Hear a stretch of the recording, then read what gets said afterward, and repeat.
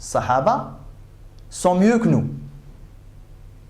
Ils n'ont pas célébré le Mawlid.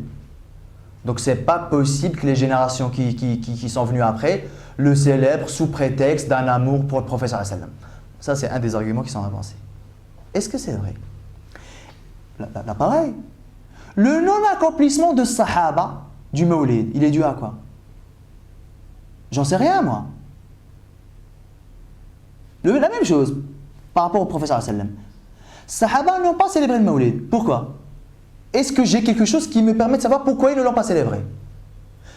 Ils ne l'ont pas célébré, ça se trouve, parce que c'est haram, effectivement.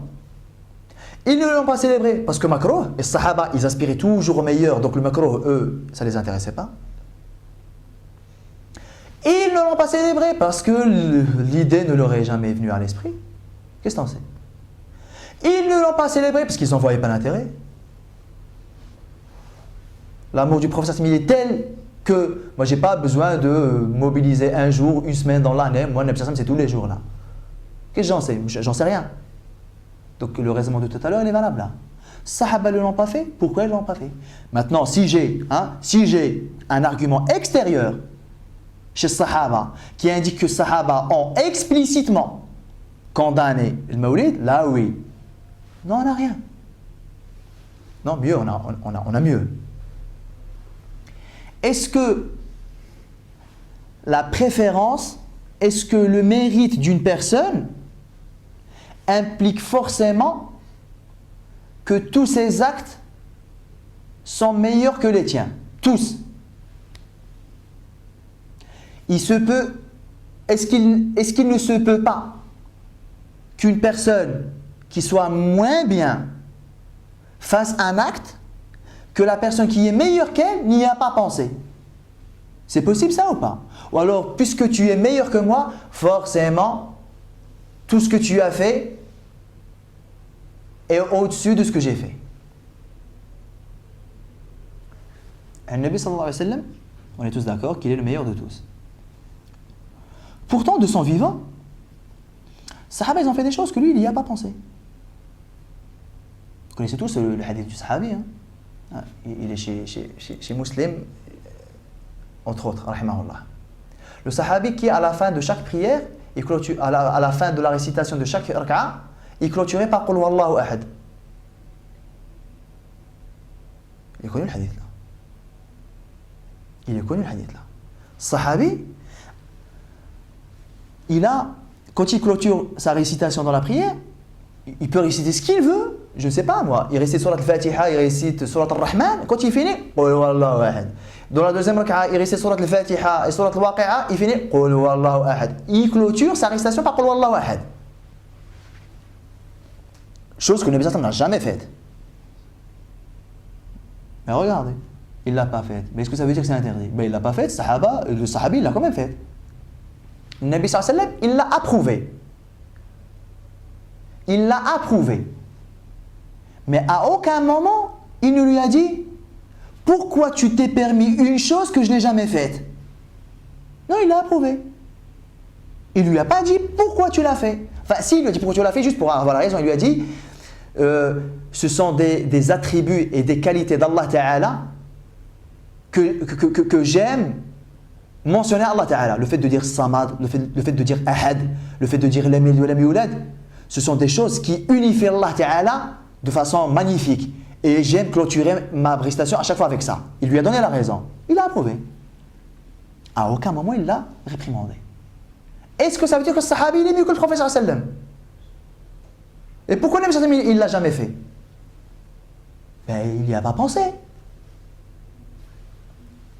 Alors, de son vivant, il y a eu des choses que les Sahaba ont fait, sans qu'ils aient vu le prophète sallallahu alayhi wa sallam les faire. Il ne les a pas faites, mais ça ne veut pas dire que c'est interdit. Du moment où ça va dans le sens de l'esprit général de ce qu'il nous a apporté. Aucun problème. Non, nous, on a mieux que ça, alhamdulillah. Alors, tout le monde est d'accord pour dire que le Nabi sallallahu alayhi wa sallam, il est mieux que le Sahaba. Il est mieux qu'Abu Bakr aussi, hein, radiyallahu ta'ala anhu. Et tout le monde, je crois, est d'accord pour dire qu'Abu Bakr, il est mieux qu'Omar, radiyallahu anhu. Ça aussi, je pense que ça fait unanimité chez Al-Sunnah. Je ne parle pas des autres. pour qui Abu Bakr et Omar, ce sont des moins que rien. Mais alhamdoulilah, chez les gens de la Sunna, nul doute qu'après le prophète sallam, le meilleur des hommes, après les prophètes, c'est Abu Bakr radiallahu ta'ala anhu. Et après Abu Bakr, nul doute que c'est Omar radiallahu anhu. Mais Abu Bakr ou pas, Omar ou pas, Nabi sallam il est meilleur. Alors, regardez ça. Le hadith il est très connu aussi, il est dans les deux sahih, chez le Bukhari Muslim rahimahumullah. Pendant le califat de Sidna Abu Bakr radiallahu ta'ala anhu,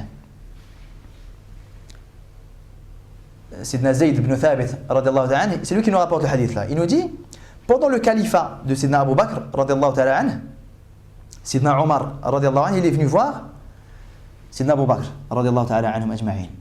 Il lui a dit,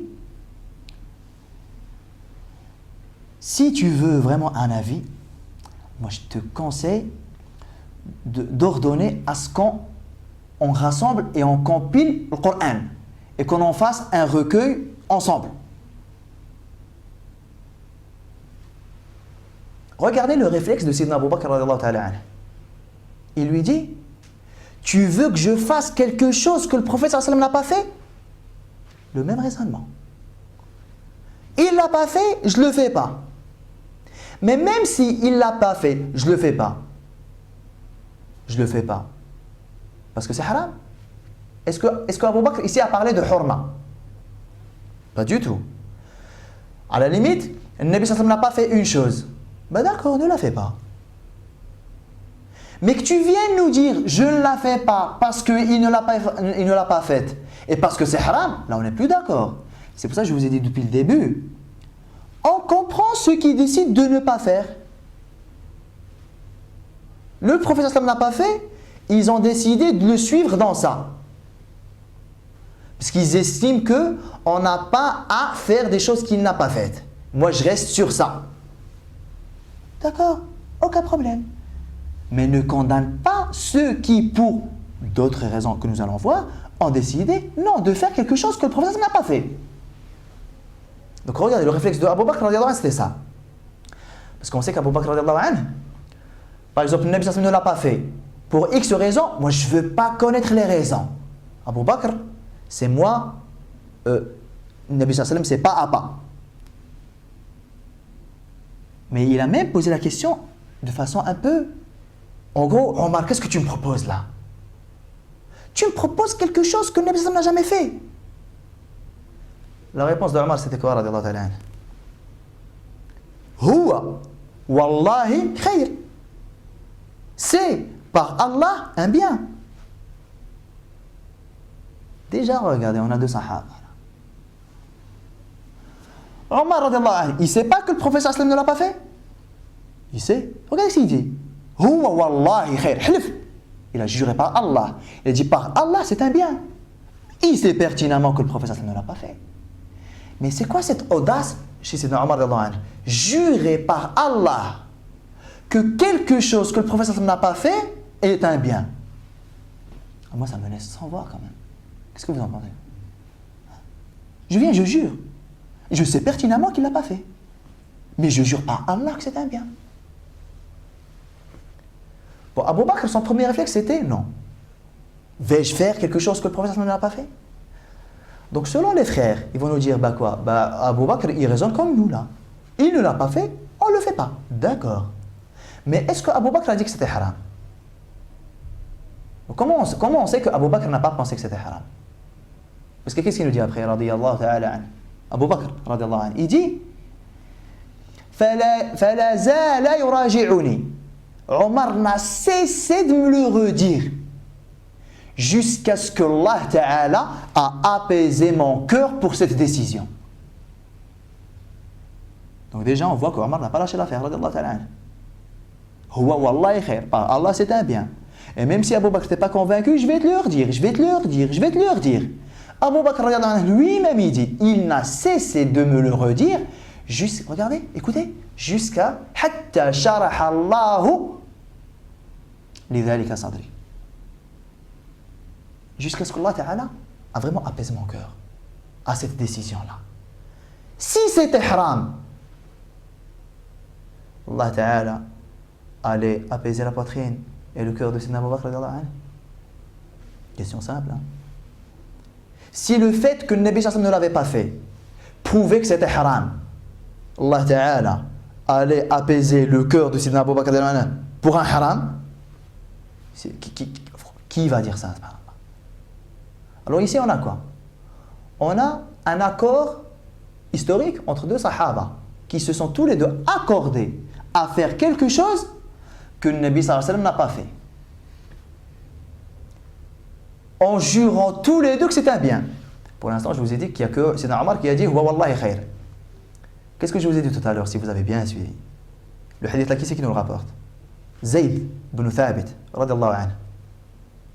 Zayd ibn Thabit, lorsqu'il a entendu la décision d'Abu Bakr, il a eu le même réflexe. Il lui a dit « Oh, Khalifata Rasulillah, sallallahu alayhi wa sallam, vous allez… » Parce qu'il savait que c'était une décision à deux. Vous avez décidé de faire quelque chose que le prophète n'a pas fait. Zayd, il a eu le même réflexe. Abu Bakr, qu'est-ce qu'il lui a répondu? Maintenant, Omar, il ne parle plus. Hein. C'est bon, moi j'ai convaincu Abu Bakr, je me retire. Je laisse Abu Bakr se débrouiller. C'est lui le calife. Qu'est-ce que Sidna Abu Bakr a répondu à Zayd, la même chose. Huwa wallahi khair. C'est par Allah un bien. Alors, si Abu Bakr avait refusé de le faire au début parce qu'il pensait que c'était haram, alors comment il peut jurer 5 minutes plus tard par Allah que c'est un bien? Est-ce que le haram peut devenir par Allah un bien? Il y a 5 minutes c'est un haram, 5 minutes plus tard, tiens, Allah Ta'ala, il apaise mon cœur au point où je prends là pour témoin. Wallahi khair. Huwa wallahi khair. Et quand ils lui ont expliqué, parce que Sidna Omar, il a expliqué à Sidna Abu Bakr, pourquoi je te dis que c'est un bien? Parce que tout ça, il y a les guerres, il y a les batailles, le huffad, les sahaba qui connaissent le Coran dans leur poitrine, on risque de les perdre dans des batailles. Il y a des sahaba par-ci, par-là, ils ont écrit des versets sur des parchemins, sur des omoplates, sur. On ne sait pas, peut-être ils vont voyager, peut-être on aura un verset au Yémen. Tant que c'est encore frais, viens, on rassemble tout ça. Avant que les sahaba ils se dispersent et on perd la parole d'Allah Ta'ala. Et c'est vrai, quand il a avancé les arguments là, il a convaincu Sidna Abu Bakr. Et il l'a convaincu que c'était un bien. Et regardez, c'est même pas à coup d'argumentation. Qu'est-ce qu'il dit? Il n'a pas dit, ouais, Omar a réussi à me convaincre. Qu'est-ce qu'il a dit? Allah, subhanahu wa ta'ala, a apaisé mon cœur pour la vie de Sidna Omar. C'est une question de soutien divin et de bienveillance divine. Zayd, pareil, il était réticent. Quand Sidna Abu Bakr lui a parlé, pareil. D'ailleurs, Zayd ibn Thabit, il a été nommé président de cette commission qui va s'occuper de la collecte de ce qu'il y a. Non seulement il a été convaincu, mais il était acteur de… Ah non seulement il a dit, bon, ok, d'accord, c'est un bien, non, mais il était acteur de cette commission-là. Pourtant, le Nabi sallallahu alayhi wa sallam ne l'a pas fait, ça. Est-ce qu'eux, ils sont mieux que lui? Est-ce qu'eux, ils ont le souci de préserver le din mieux que le prophète sallallahu alayhi wa sallam? Ben non. Tout simplement parce que la circonstance, les raisons pour lesquelles on a jugé opportun et utile et intéressant, voire obligatoire de compiler le Coran, les conditions là, elles n'étaient pas réunies du temps du prophète sallallahu alayhi wa sallam. Déjà parce qu'il était là. Et tant qu'il est là, le wahi il est là. Tiens, à propos, Sidna Abu Bakr et Sidna Omar, et maintenant rajoutez même Sidna Zayd, ils ne connaissent pas le verset dans lequel Allah Ta'ala dit Inna nahnu nazzalna adh-dhikra wa inna lahu lahafidhun. C'est nous qui avons fait descendre le Coran. Et c'est nous qui en sommes garants. Ils ne connaissent pas le verset là? Ils connaissent le verset là ou ils ne le connaissent pas? Si, ils le connaissent. Ils auraient pu parfaitement dire de quoi tu as peur, Omar? Que le Coran se perde? Tu as peur de quoi? Que les parchemins et les omoplates ils se dispersent? Tu as peur de quoi? Que les sahaba qui connaissent le Coran par cœur meurent et qu'on n'en ait plus? De quoi as-tu peur? Allah Ta'ala n'a-t-il pas dit nous avons fait descendre le rappel, dhikr, le Coran, et nous en sommes garants? On laisse Allah Ta'ala s'en occuper. Il lui a dit ça. Ben non, on fait les causes. Je sais très très bien que Allah Ta'ala va préserver sa parole. Mais regardez ce qu'il dit. Allah Ta'ala a apaisé mon cœur pour cette décision. Ce qui indique que quoi? Que parmi les causes grâce auquel Allah Ta'ala a préservé le Coran, c'était ça. Allah Ta'ala a préservé le Coran par des causes, notamment celle-ci. Donc le fait que les Sahaba n'aient pas célébré le Mawlid ne prouve rien du tout, dans le sens où on a dit que c'était un non-accomplissement d'un acte.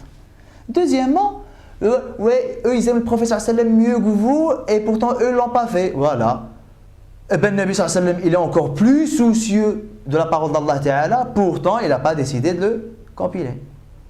Est-ce que les Sahaba sont mieux que le Nabi sallam? Pas du tout. Est-ce que le non-accomplissement veut dire le hurma, veut dire l'interdiction? Non plus.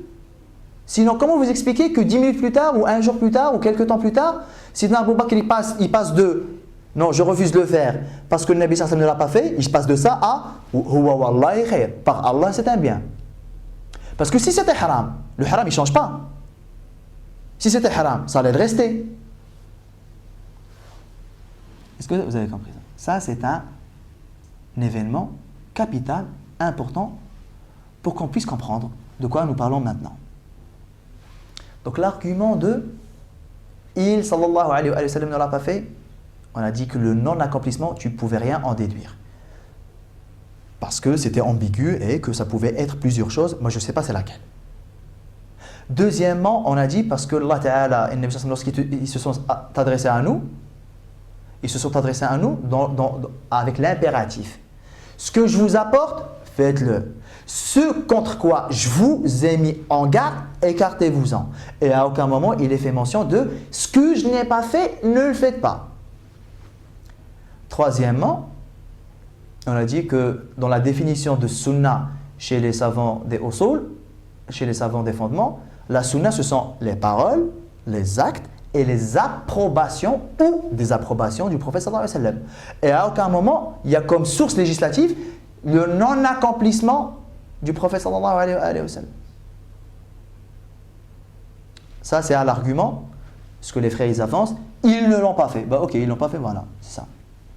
Des exemples, il y en a plein, mais j'ai pris celui-là avec Shaykhan, Abu Bakr et Omar, radiyallahu ta'ala anhuma. Hein, c'est pas n'importe qui. J'ai pris l'exemple où il y a les deux grands hommes de cette umma. Et ils se sont tous les deux accordés à faire quelque chose que le prophète sallallahu alayhi wa sallam n'a pas fait en jurant tous les deux par Allah que c'est un bien. Alors nous, on va poser la question à ces frères-là. Les gens, quand ils célèbrent le Mawlid, ce qu'ils font, c'est un bien ou pas? On va décortiquer. Des gens se réunissent, ils lisent du Coran, c'est un bien ou pas? C'est un bien. Huwa wallahi khair.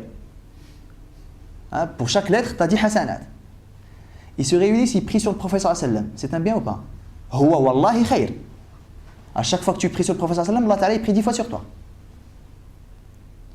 Il parle de sa vie, sallallahu alayhi wa sallam. C'est bien ou pas? Huwa wallahi khair.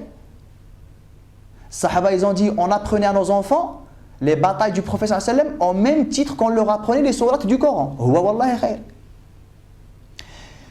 Il parle des qualités du prophète sallallahu alayhi wa sallam, de sa bonté, de sa gentillesse, de sa rahma, de son comportement, toutes ces qualités, shama'il. C'est un bien ou pas? Huwa wallahi khair. Ils récitent des poésies dans lesquelles ils font l'éloge du prophète sallallahu alayhi wa sallam. Huwa wallahi khair. Plusieurs sahaba, ils faisaient des éloges du prophète sallallahu alayhi wa sallam.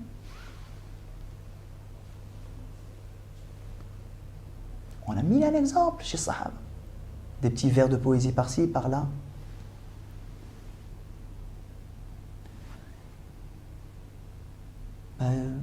Ça, c'est un bien ou pas?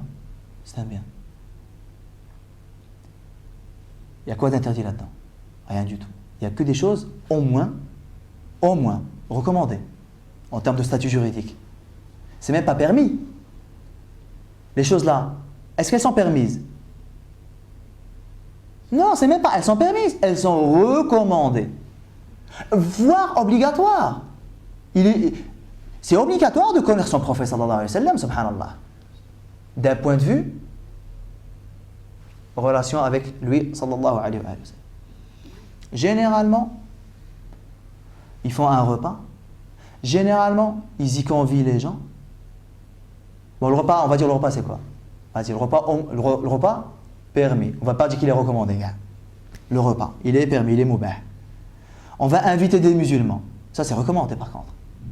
Inviter les musulmans autour d'un repas. C'est recommandé. On ramène les enfants.